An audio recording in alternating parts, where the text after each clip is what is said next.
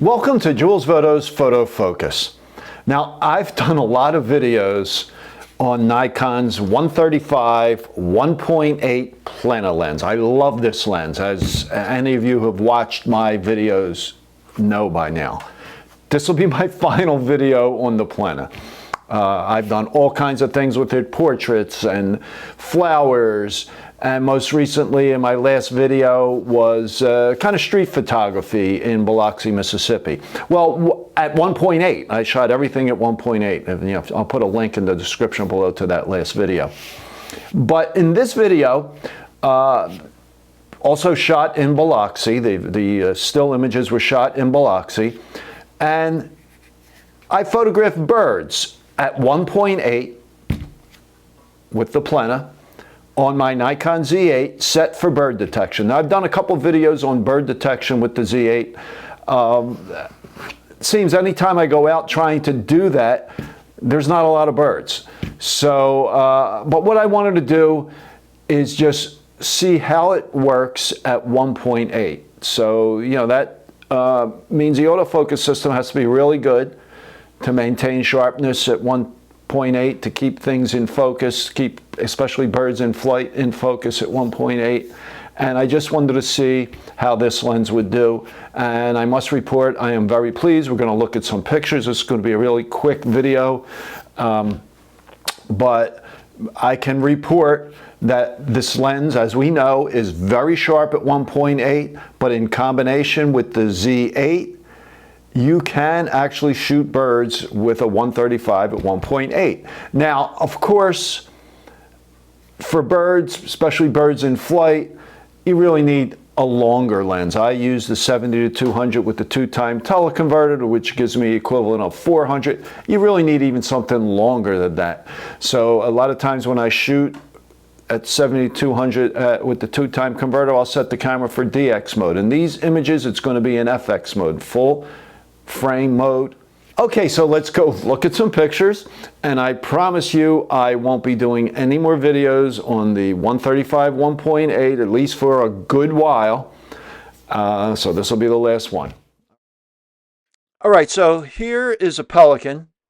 Again, this is full frame, not cropped. 135 1.8 at 1.8 bird detection. My setting for the focus point was wide area large. Okay, and it maintained focus on this Pelican at such a great distance. I just followed along. Now here's a Pelican going the other way, and again it maintained it. This one is cropped in.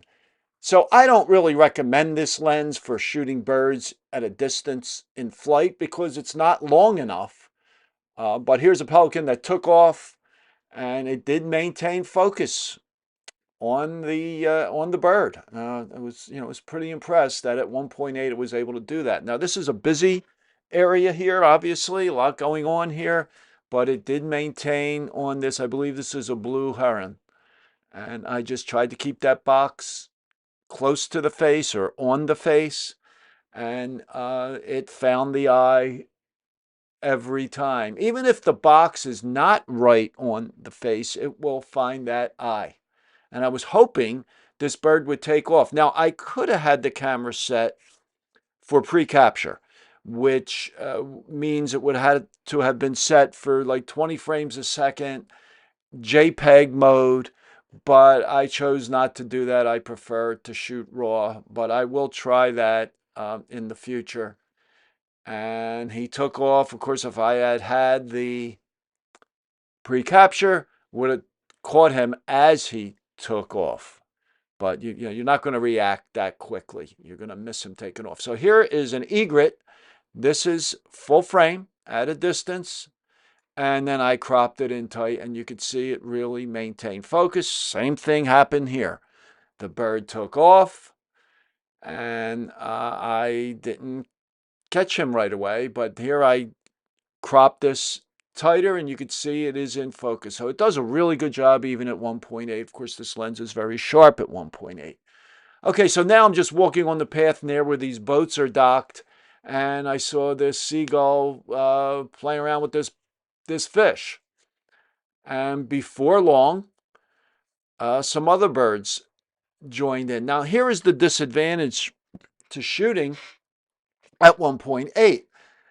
You couldn't keep everything in focus. And I should have switched, but this happened so fast, matter of seconds. Now, at this point, I'm shooting at 20 frames a second, and there just wasn't enough depth of field to keep all these birds in focus as they came flying in.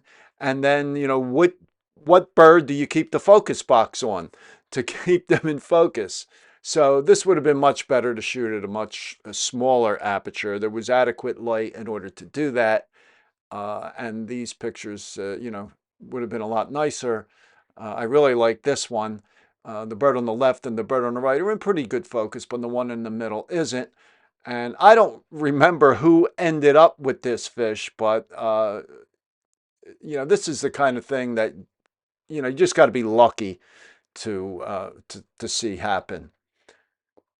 So again, if I was in that situation again, I would make sure I used the smaller aperture.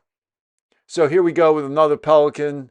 This was on a different day, and these were cropped a little bit, but it worked. I mean, at 1.8, we know the lens is sharp, and we know the camera can keep a subject in focus at 1.8.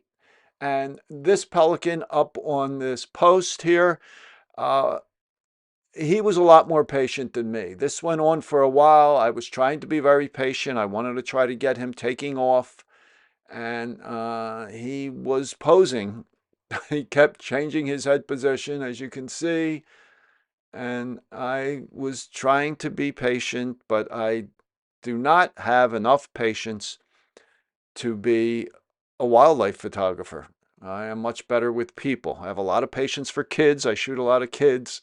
And I have plenty of patience with human beings, but this one I really like. I don't know what he was doing there. And it looks like maybe he's scratching himself. Maybe had a little itch. Some of these were cropped, but I was there for a good while. I thought at this point he's going to take off right here, but he didn't. So what are you going to do? So here's a few more in flight. Again, this was full frame, no cropping. And on this one here, this was another shot. I just cropped it in a little bit, but the bird is in focus. So the 135 1.8 can work. You just got to be close to the birds. So I hope you enjoyed this video. If you did, please give it a thumbs up and subscribe to my channel. I usually publish a new video every Monday morning and Wednesday morning at 11 a.m. Eastern Time. So I will talk to you then.